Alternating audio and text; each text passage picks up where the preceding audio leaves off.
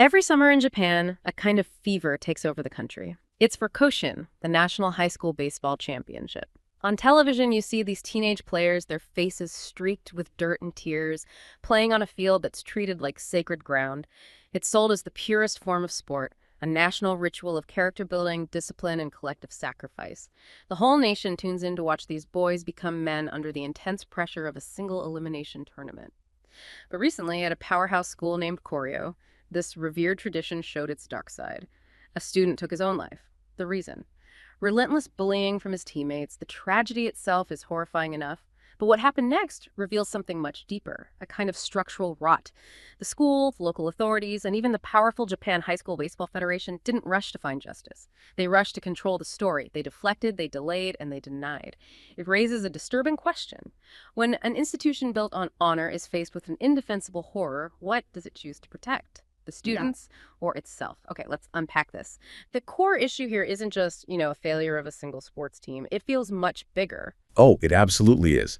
It's a profound failure of institutions, really, from education all the way up to governance. And the failure seems to be about prioritizing truth and accountability. Or rather, not prioritizing them. Reputation comes first. Exactly. We're going to dive deep into this cultural operating system, this tendency for cover-ups to be the default response. And tracing it from this high school baseball tragedy right up to, well, the corporate world. Right. What's so striking here is how Koshien, this world built on honor, sacrifice, high stakes, it acts as a perfect microcosm, like an accelerated version. A microcosm for what specifically? For understanding these fundamental concepts in Japanese institutional ethics. This deep conflict we see again and again between the public face, the Tatemae, and the private truth, the Honne. Ah, okay. That distinction. And crucially, how that whole system is basically engineered, you could say, to prioritize the survival, the harmony of the group above almost everything else. Even above individual well-being, or tragically, even life itself sometimes. Precisely. Yeah. Or physical health, as we'll see with the players. Absolutely. So Koshien, when we talk about it, the intensity sounds almost, well, religious, doesn't it? It really does. And that intensity, that's the engine, right? It drives the amazing highs, the incredible sporting moments. But also the lows, the systemic exploitation. Exactly. Let's start with the lure. Why is this one high school tournament such a massive national obsession? It seems disproportionate from the outside. Well, it's the ultimate stage. Koshien is more than a tournament. It's an institution. Millions watch on TV. Yeah. The stadium itself, Hanshin Koshien Stadium. Yeah. It can pack in over 50,000 people for some of these high school games. Imagine that. Wow. For high schoolers. Right. And for these teenagers, it's not just a game. It's marketed and genuinely seen as this once-in-a-lifetime opportunity. It defines them. It shapes their future. And you mentioned that future trajectory. The sources emphasize the reward isn't like a big cash prize or a fancy trophy. No, not directly mentioned anyway. Yeah. The currency is publicity, bragging rights, this deep, almost spiritual emphasis on honor. Okay, honor. But it sounds like that honor is highly practical too. Immensely transactional, yes. That publicity is the key. Top professional scouts. They're fixtures at these games. For talent. Exactly. Looking for the next big thing. And they often sign players straight out of high school. Forget college for some of these guys. So we're talking future legends getting their start here. Definitely. Players who became international stars.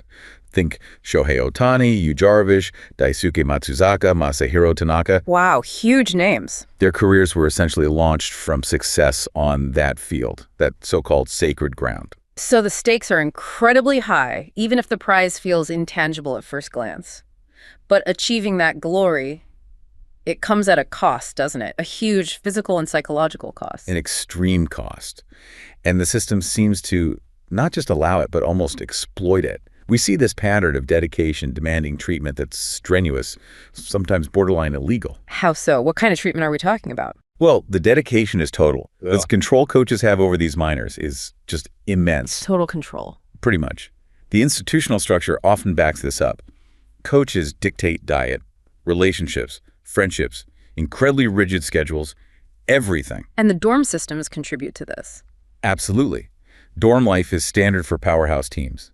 That means living there 11 months a year, sometimes even longer if the team does well in extra championships. That intensity, that control, it sounds like a recipe for abuse. And it has been.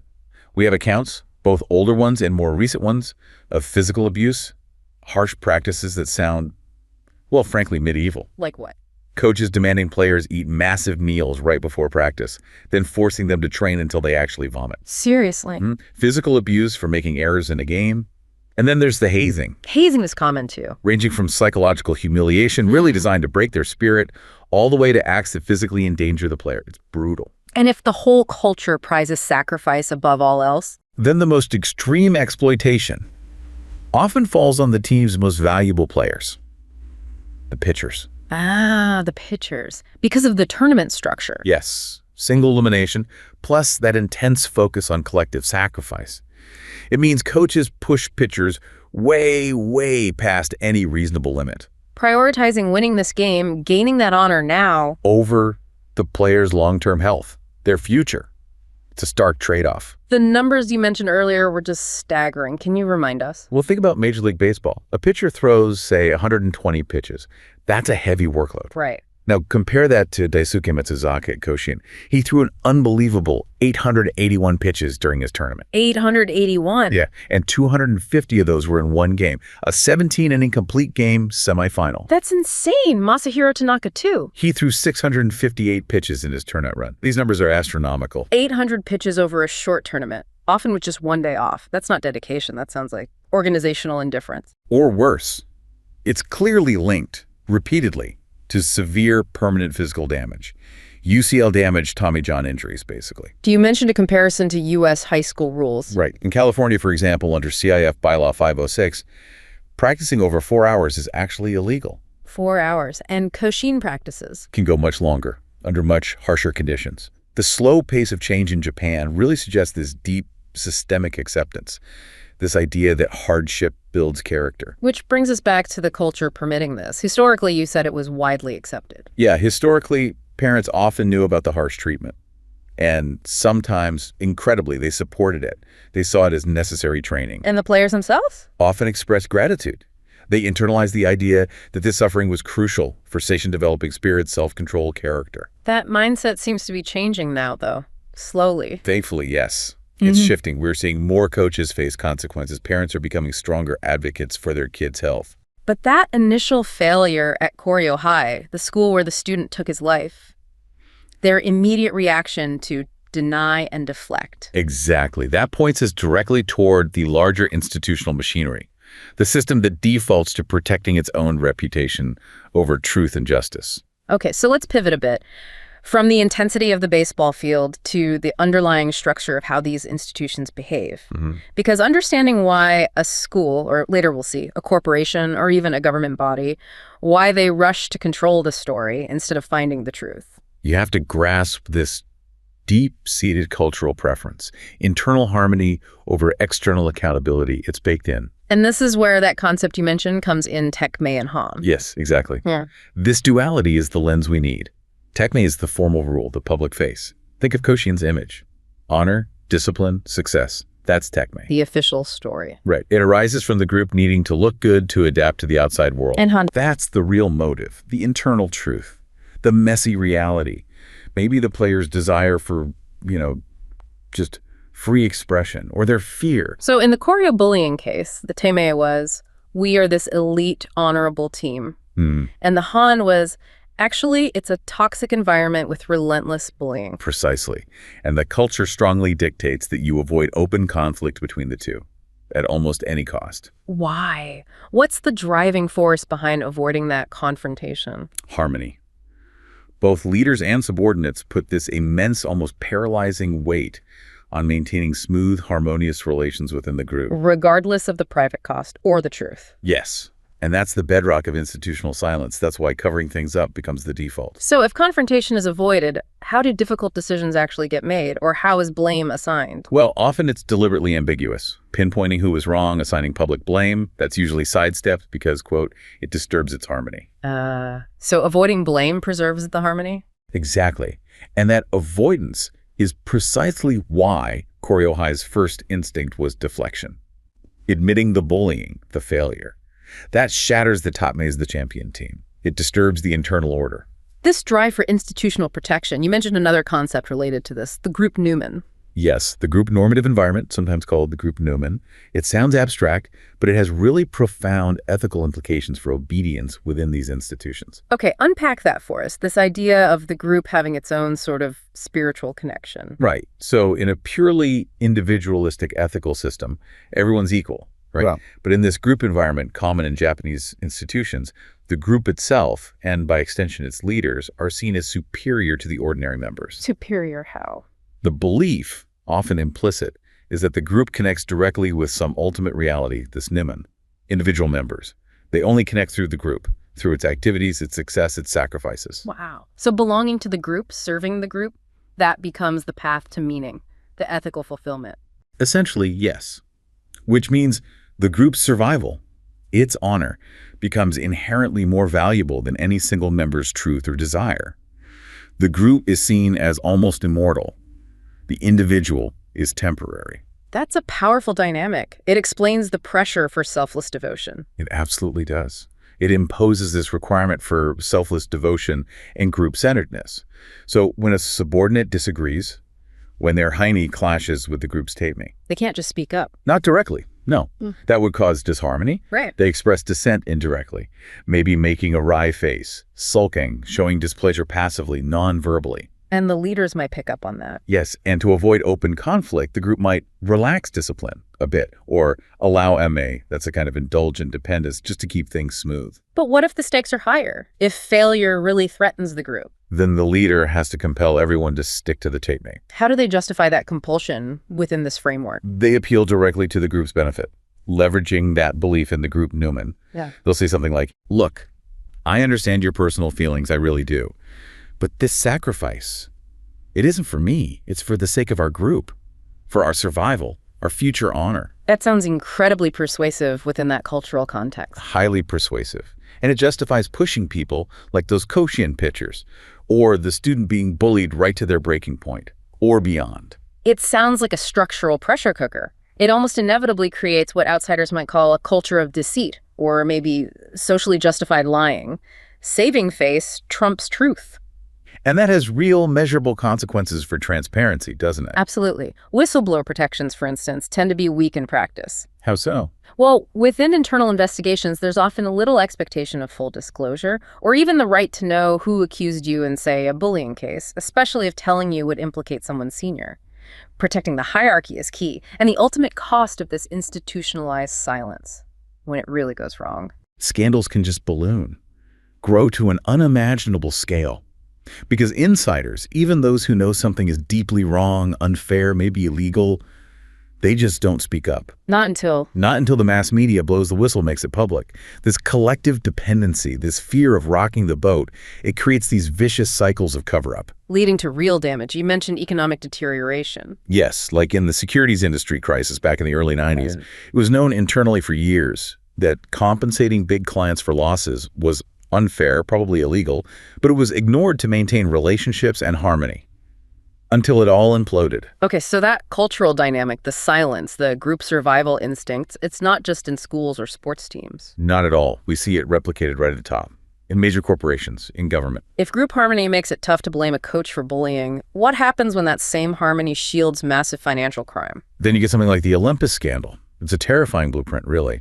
Shows how wanting to protect the Tatemae, the image of corporate success, let leaders hide billion-dollar secrets. For how long? For 2 decades. 20 years. Wow. And Olympus is critical because it shows that just adopting the appearance of Western corporate governance, having outside directors on paper, doesn't change the underlying cultural defaults. Those non-legal norms we talked about still run the show. So what was the core fraud at Olympus? Hiding losses. Yes, hiding disastrous investment losses from way back in the 1990s. During Japan's bubble economy era, they used these sophisticated schemes. Tabashi schemes, right? Off-balance sheet funds. Exactly. Yeah. And then they did these vastly overpriced takeovers of totally unrelated companies. Like facial cream makers, seriously. Yeah, facial creams, niche medical suppliers. Companies bought not for their business value, but specifically to use the transactions to clean up the books, to make the old losses disappear. It sounds like an incredibly complex shell game. It was. Sustained over decades. They used techniques like the flight of capital, selling depreciated assets at fake prices, shuffling losses through offshore funds, Olympus secretly controlled multiple routes, Europe, Singapore, domestic Japanese entities, all designed to slowly erase the red ink from the main balance sheet. And those inflated acquisition prices, that was key to getting cash into the system. Precisely. The Gyrus acquisition in 2008 is the classic example. Olympus paid over $687 million just in advisory fees. $687 million for advisors. Which is more than a third of the actual $2 billion purchase price for the company they bought. It's way above normal fees, surely. Drastically above. Typical M&A advisory fees are maybe 1–2%. This massive payout wasn't a fee, it was the mechanism, the way they funneled cash out to dispose of the hidden losses. And this only came out because of an outsider. Correct. Michael C. Woodford, a British executive promoted to CEO. He quickly smelled a rat, commissioned a report confirming the dodgy transactions. And when he questioned it, when he broke the Tatemae. He was out, fired after just 2 weeks on the job. 2 weeks. The speed of his firing just screams volumes, doesn't it? Shows how profoundly the system prioritized its own survival over financial honesty. What did the internal investigation find afterwards? The panel they appointed after the scandal blew up publicly. They issued a blistering report, said the core management was rotten, confirmed the culture put secrecy and obedience above any rules of sound governance. So this massive governance failure, it was rooted in those traditional non-legal norms, the ones that reinforce group-centeredness. Absolutely. They insulated management from any real external checks. We need to look at the 3 main pillars that enabled this. Okay, pillar 1. Cross-shareholding. The Keiretsu system, where affiliated companies all hold shares in each other, creates a stable, interlocked ownership. And the justification for this is often framed positively, right? Like companies helping each other out? Yes, often rationalized culturally, like villagers helping each other in a calamity, mutual support. But the practical effect? It completely neuters shareholder pressure. External oversight, gone. Management is insulated because the shareholders are friendly, long-term partners. They won't rock the boat. So hostile takeovers, the market's way of kicking out bad management. Culturally seen as immoral, a hijacking, or nulultry.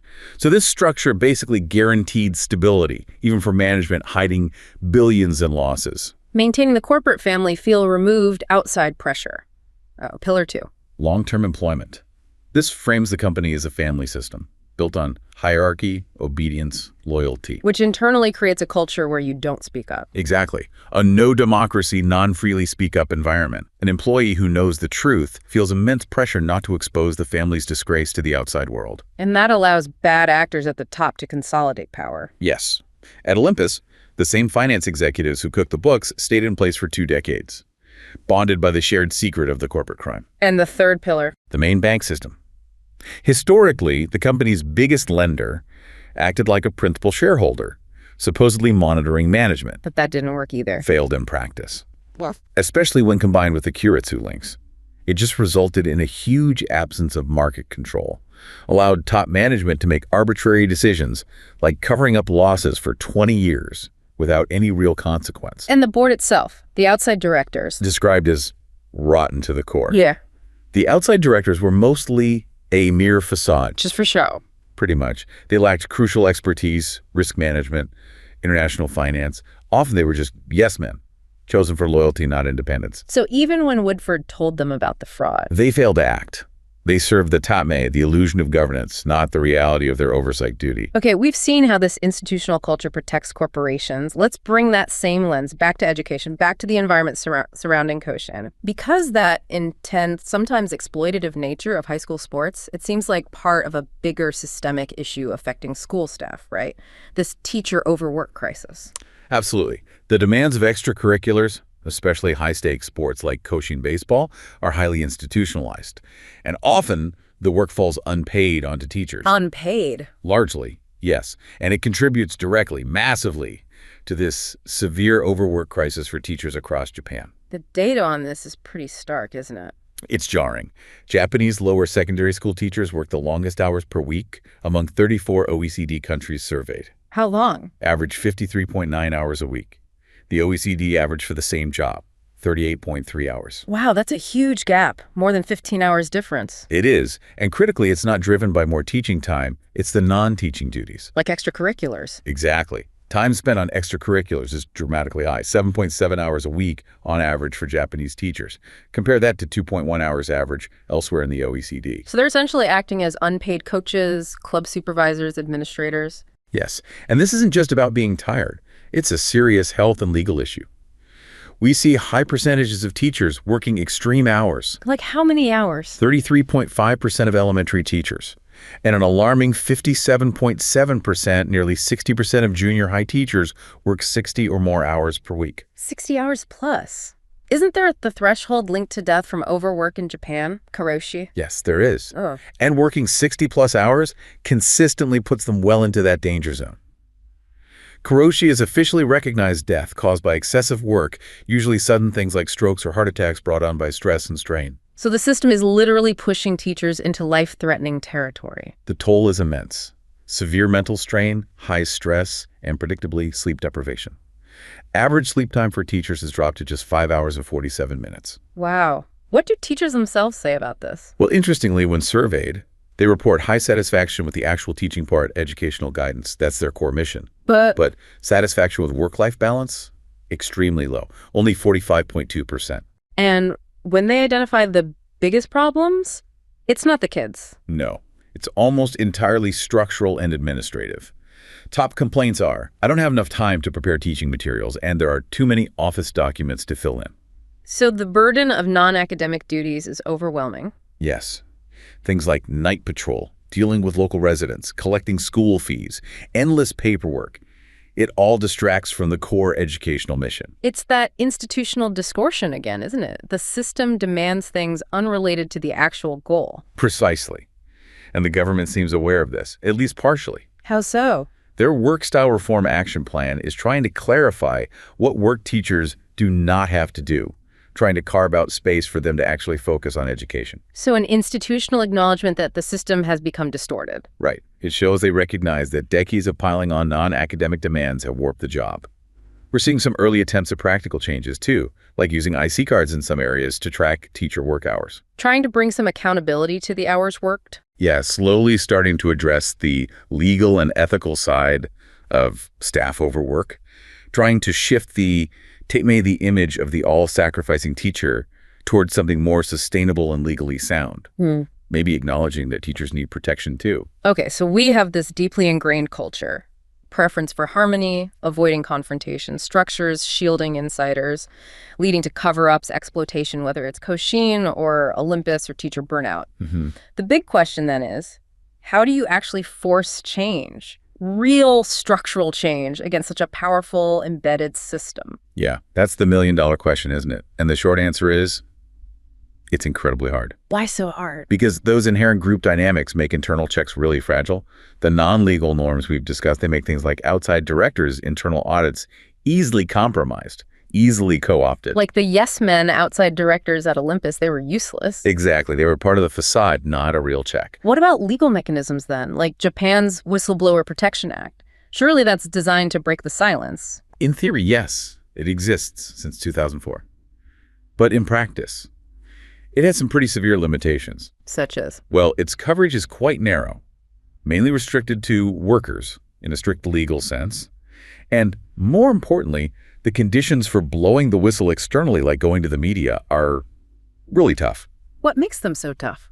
The law basically says your disclosure has to be for the purpose of preventing damage, and you need to be reasonably sure the media outlet can actually prevent that damage. Wow, that puts a huge burden on the whistleblower, doesn't it? How can they prove that? It's often impossible. It places enormous risk assessment onto the individual. So going public is incredibly risky. Extremely. The legal protection you get is limited, basically. They can't fire you or treat you disadvantageously for the disclosure itself. But if you needed internal documents to prove the wrongdoing, which you almost always do, you could face criminal charges for theft or civil charges for damages just for getting the evidence. So the act of whistleblowing itself can land you in serious trouble. Yes. And that's not even counting the guaranteed professional suicide. Being ostracized, losing future job prospects for exposing the family's secrets. Which explains why it took an outsider, Woodford, at Olympus, someone without those deep ties. Exactly. He wasn't bound by the same cultural constraints, the same loyalty expectations. And what about shareholders, the ones who lost big when Olympus stock tanked? Can they force change? It's difficult for them too, especially minority or foreign shareholders. They're the most vulnerable. Why is it hard for them to seek justice? Well, Japan generally lacks U.S.-style class action lawsuits where one person sues on behalf of many. Shareholders usually have to actively opt in to join a lawsuit. Making it harder to gather a critical mass. Right. And while they've tried to lower the costs, derivative suits where shareholders sue management on behalf of the company are still complex and expensive. It all reinforces that institutional protection for the insiders. So the system seems really resistant to external pressure, too. Which brings us back to that debate. How does change happen? Do you need sweeping reforms imposed from outside, maybe based on Western models? Or is it a slow, gradual cultural shift? We are seeing some gradual shifts. Some call it creative norm destruction. Things are changing. Driven by what? Globalization, definitely. Yeah. Economic crises like the bursting of the bubble economy forced some changes. And societal shifts, too. Urbanization, younger generations wanting different kinds of careers, maybe less loyalty to one company for life. So those traditional norms, cross-shareholding, lifetime employment, they're weakening. Gradually, yes. Yeah. They're weakening. And that's vital because the ethical framework needs to shift. From what to what? From what you might call the Confucian differential principle, where you treat people differently based on how close they are to you, your relationship. Right, insiders versus outsiders. Towards a standard of universal fairness, applying the same ethical rules to everyone, regardless of their position or relationship to the group.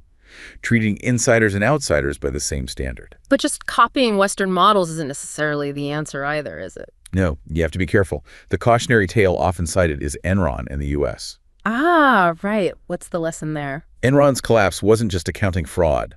It was fueled by this hyper-competitive, incredibly high-risk cowboy capitalism culture. They had that brutal rank and yank system, didn't they? Firing the bottom performers regularly. Yes, the peer review committee. It created a ruthless environment that crushed dissent, blocked any internal correction. It was all about aggressive self-interest, short-term gains. So the risk is replacing one dysfunctional culture with another. Exactly. Any reform in Japan needs to boost transparency and real checks and balances, like truly independent directors with teeth, stronger whistleblower protection maybe, but without just importing a culture of pure, aggressive self-interest that ignores long-term stability or broader stakeholder concerns. It's a tricky balance, finding a way to move towards legal norms, universal fairness, bridging that gap between long-standing national practice and global expectations. And that needs to apply across the board, whether you're the CEO of a giant corporation or a high school baseball coach making demands on a teenager. The standard needs to be consistent. We started this deep dive with that heartbreaking tragedy at Koryo High and the revered institution of Koshien choosing reputation over a student's life. And we've seen how that pattern, that instinct, is woven so deeply into the institutional fabric, whether it's a school team covering up bullying, A massive corporation hiding billion-dollar losses. or an education system pushing its teachers to the breaking point towards karoshi. Right. That cultural framework, the Honne versus Tatemae, it really does function like the underlying operating system, making silence, deflection, the shield that protects the group. The ultimate conflict feels really profound, doesn't it? Legal reforms are happening outside directors, teacher workloads are being discussed, legislated. Yes, but they're constantly pushing against decades, centuries maybe, of ingrained institutional behavior centered on loyalty, harmony, maybe that idea of the group Newman. So the core tension remains. Protecting the powerful inner circle, the family, whether corporate or institutional. Versus the modern pressure, the modern imperative for universal fairness, for transparency towards the wider world, not just the insiders. That struggle is ongoing. It really shows, doesn't it? When you pull on the thread of just one tragedy, sometimes you unravel the whole structure underneath. You see the fundamental ethics, or lack thereof, that make the whole system tick.